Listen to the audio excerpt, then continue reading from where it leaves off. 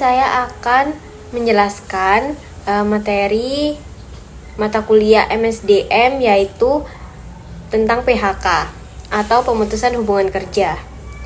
Yang pertama, pengertian PHK. Pemutusan hubungan kerja atau PHK adalah pengakhiran masa kerja karyawan karena suatu hal tertentu yang mengakibatkan berakhirnya hak dan kewajiban antara pekerja atau buruh dan pengusaha. Selanjutnya yaitu fungsi dan tujuan pemutusan hubungan kerja atau PHK. Fungsi dan tujuan ini dibagi menjadi 4. Yang pertama yaitu pengakhiran hubungan kerja. PHK mengakhiri masa kerja karyawan karena suatu hal tertentu seperti kesalahan berat, kondisi khusus, atau efisiensi perusahaan. Yang kedua yaitu pengurangan tenaga kerja. Dilakukan untuk mengurangi tenaga kerja yang tidak efektif atau tidak sesuai dengan kebutuhan perusahaan, sehingga perusahaan dapat berjalan lebih fokus. Yang ketiga yaitu pengurangan biaya. PHK dapat mengurangi biaya perusahaan seperti biaya gaji, biaya fasilitas, dan biaya lainnya yang dapat membantu perusahaan dalam menghadapi kesulitan keuangan. Yang terakhir yaitu penggantian hak. PHK wajib dilakukan dengan memberikan kompensasi kepada karyawan yang diputuskan seperti uang pesangon, uang penghargaan, masa kerja, uang penggantian hak, dan uang pisah. Selanjutnya yaitu tujuan pemutusan hubungan kerja atau PHK. Yang pertama yaitu efisiensi perusahaan. PHK dilakukan untuk meningkatkan efisiensi perusahaan seperti mengurangi biaya, meningkatkan produktivitas, dan meningkatkan keuntungan. Yang kedua yaitu pengurangan kesulitan. PHK dilakukan untuk mengurangi kesulitan yang dihadapi perusahaan seperti penjualan yang rendah, kredit yang tidak dapat dijamin, dan kekurangan bahan baku. Lalu yang ketiga yaitu pengembangan karyawan.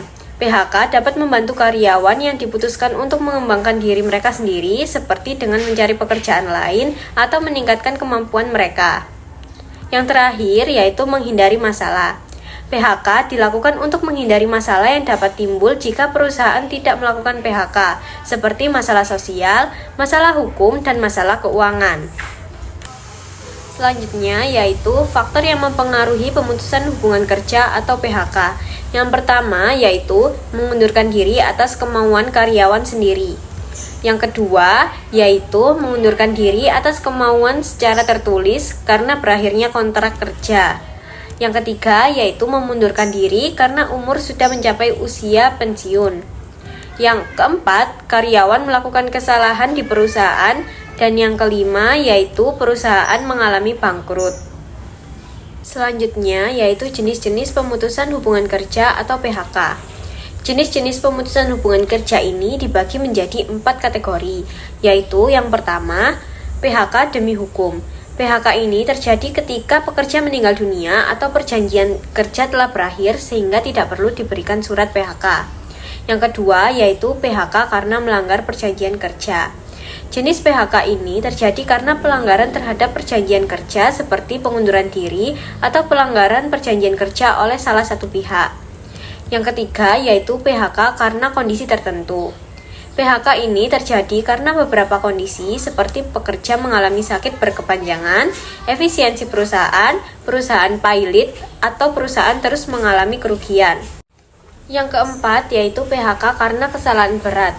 PHK ini terjadi karena pekerja melakukan kesalahan berat seperti penipuan, penggelapan uang, penganiayaan rekan kerja, atau membocorkan rahasia perusahaan.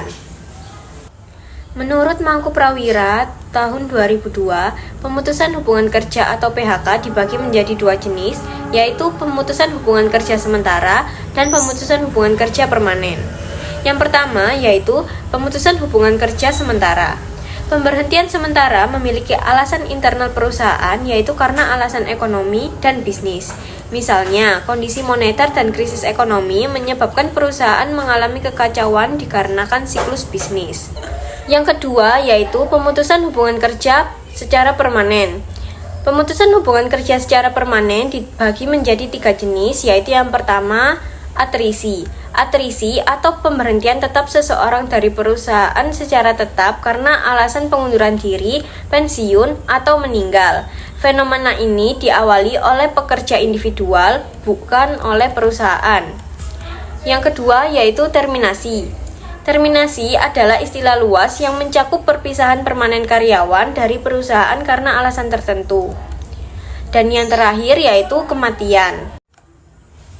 Proses dan prosedur pemutusan hubungan kerja. Yang pertama yaitu musyawarah. Ketika terjadi PHK, prosedur pertama kali yang harus ditempuh adalah dengan melakukan musyawarah oleh kedua belah pihak, yaitu pihak karyawan dan perusahaan. Musyawarah ini bertujuan untuk mendapatkan pemufakatan yang dikenal dengan istilah bipartit. Melalui musyawarah ini, kedua belah pihak melakukan pembicaraan untuk menemukan solusi terbaik untuk perusahaan maupun karyawan. Yang kedua yaitu mediasi dengan disnaker. Jika ternyata dalam permasalahan yang terjadi tidak bisa diselesaikan dengan cara musyawarah, maka bantuan tenaga dinas kerja atau disnaker setempat diperlukan. Tujuannya adalah untuk menemukan cara penyelesaian apakah melalui mediasi atau rekonsiliasi. Yang ketiga yaitu mediasi hukum. Ketika pada tahap bantuan disnaker tidak mampu menyelesaikan masalah antara kedua belah pihak, maka upaya hukum bisa dilakukan hingga pengadilan. Jika memang pada hasil akhir PHK tetap dilaksanakan, maka diajukan dengan melakukan permohonan secara tertulis kepada lembaga penyelesaian perselisihan hubungan industrial. Yang keempat yaitu perjanjian bersama. Jika ternyata dalam proses musyawarah di tingkat bipartit telah mencapai suatu kesepakatan, maka hal ini sebaiknya dituangkan dalam perjanjian kerja bersama. Di dalam surat perjanjian tersebut harus ditandatangani oleh kedua belah pihak dan didaftarkan ke PHI setempat. Lalu yang terakhir yaitu memberikan uang pesangon. Jika terjadi pemutusan hubungan kerja, perusahaan wajib memberikan uang pesangon atau uang penghargaan masa kerja yang seharusnya diterima oleh karyawan. Selanjutnya yaitu kompensasi untuk karyawan yang terkena PHK.